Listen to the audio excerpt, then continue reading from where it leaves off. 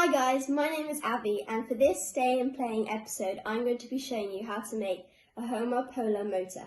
So, the materials we're going to be needing are copper wire, some simple cutters to cut the wire with, one AA battery, doesn't matter which type, some magnets, I just have some here,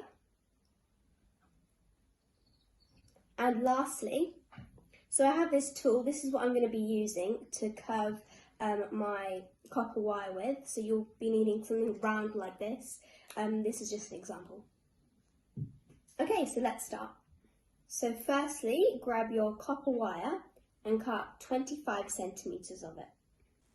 Now we've cut our 25 centimetres of copper wire, we'll now need to get our tool for rounding the copper wire arm. This is how you do it. So grab the end you'll be needing.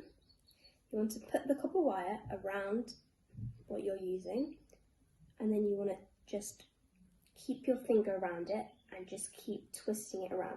Make sure you do this really tightly so you get a nice smooth curve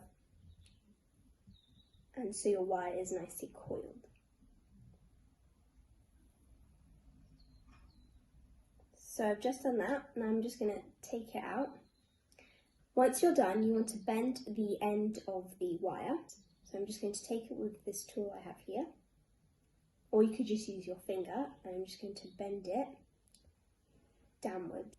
Next, you want to get your magnets and battery and place the magnets under the battery, just like that. And then place your coiled wire that you made on top of the battery.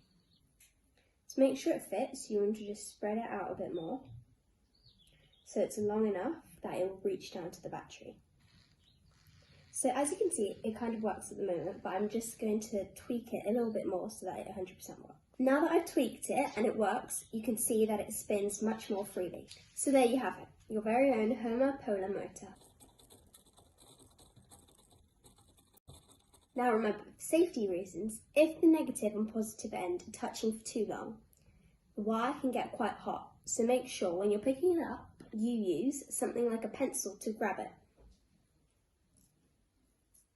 If, for example, your coil didn't work first try, you can make sure that at the end you've bent it in a bit more. So what's happening? The battery passes energy through the copper wire, which comes into contact with the magnet. This creates an electromagnetic field. Thanks for watching, and make sure you follow the hashtag Stayin' and Playin' and follow my Instagram at @girlsintoCoding. Bye!